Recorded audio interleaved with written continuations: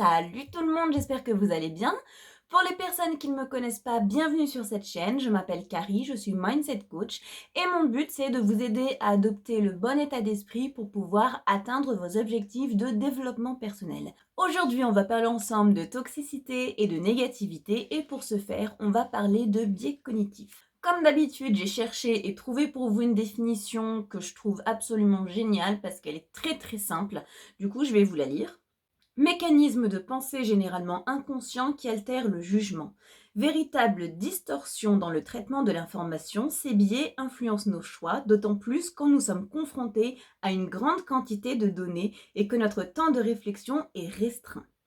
Ce qui nous amène à notre sujet de ce soir, puisqu'on va parler en particulier du biais de négativité. Le biais de négativité, c'est un superbe héritage que nous ont fait nos ancêtres.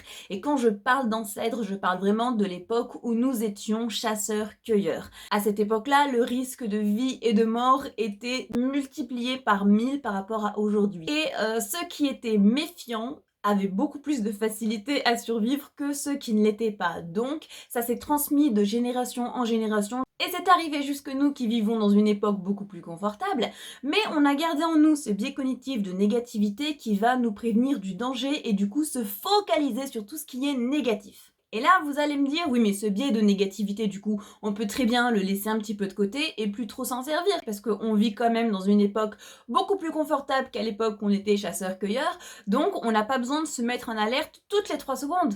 Et vous avez bien raison.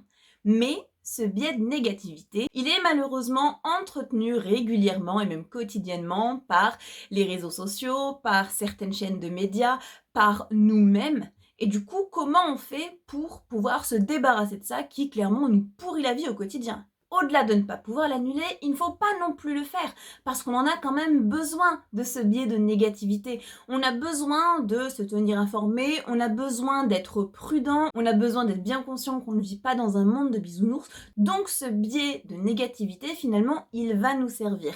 Mais ce qu'il va falloir faire, c'est équilibrer. Comme je vous l'ai expliqué tout à l'heure, c'est un héritage qui est vraiment très ancien et qui est surtout très lourd parce que à l'époque, si on n'était pas prudent, clairement, on mourrait. Donc, on nous a transmis ça en disant attention, il faut impérativement que tu sois en alerte de chaque danger si toi aussi tu ne veux pas mourir. Donc, ce qui s'est passé, c'est que aujourd'hui encore, on donne beaucoup plus d'importance aux choses négatives qu'aux choses positives. Il y a même une étude qui a été faite qui prouve que pour une mauvaise nouvelle reçue, il en faudrait 5 bonnes pour que notre cerveau arrête de se focaliser sur cette unique mauvaise nouvelle qu'on a reçue et pouvoir créer un équilibre.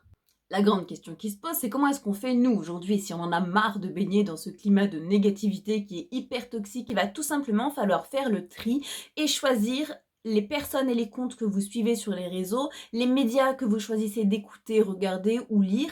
En bref, ça va être à vous de savoir quelle dose d'information et quelle dose de négativité vous avez envie de laisser entrer dans votre vie. Il y a plein d'amis à moi que j'affectionne particulièrement, mais à chaque fois que je regardais leurs stories, c'était catastrophe sur catastrophe, politique, meurtre, mort de machin, truc de ceci. Franchement, c'est épuisant. Donc ces personnes-là, même si je les aime beaucoup, j'ai décidé d'arrêter de les suivre. C'est comme pour les médias.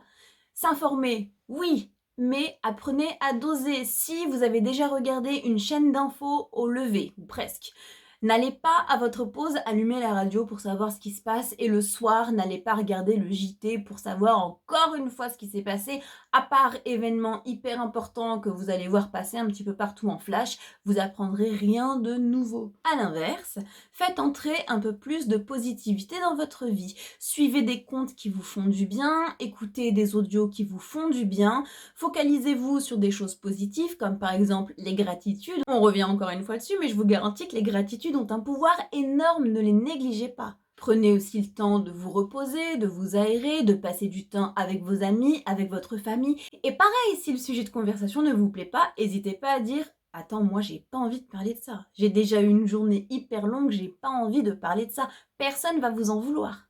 En toute franchise, faites-le et revenez m'en dire des nouvelles parce que quand on arrête de baigner dans la négativité, on se sent alors 1000 fois plus léger, on se sent mieux, on prend les choses avec beaucoup plus de recul et ça fait un bien fou, on se met moins la pression. Et ben voilà, c'est déjà la fin de cette vidéo. Si vous n'êtes pas abonné, je vous invite grandement à le faire. Sans vous mentir, ça me permet vraiment de gagner en visibilité. Et vous le savez, je ne fais plus de coaching en ce moment. Donc, le seul moyen que j'ai de pouvoir aider des personnes, c'est de pouvoir faire monter ces vidéos le plus possible. Donc, s'il vous plaît, faites-le. Je vous invite également à activer la petite cloche pour pouvoir recevoir une notif à chaque fois que je publierai une vidéo. Pour les personnes qui me suivent déjà, je vous remercie. Et pour tous, je vous fais un énorme bisou et je vous dis à lundi pour le 4e épisode de Tips Time. Si toutefois vous avez des questions ou que vous avez des thèmes que vous avez envie de traiter, vous n'hésitez surtout pas, vous faites comme Amanda qui se reconnaîtra, vous m'envoyez un mail et je vous réponds le plus rapidement possible. Sur ce, je vous souhaite de prendre vraiment soin de vous et de vos proches et à la semaine prochaine.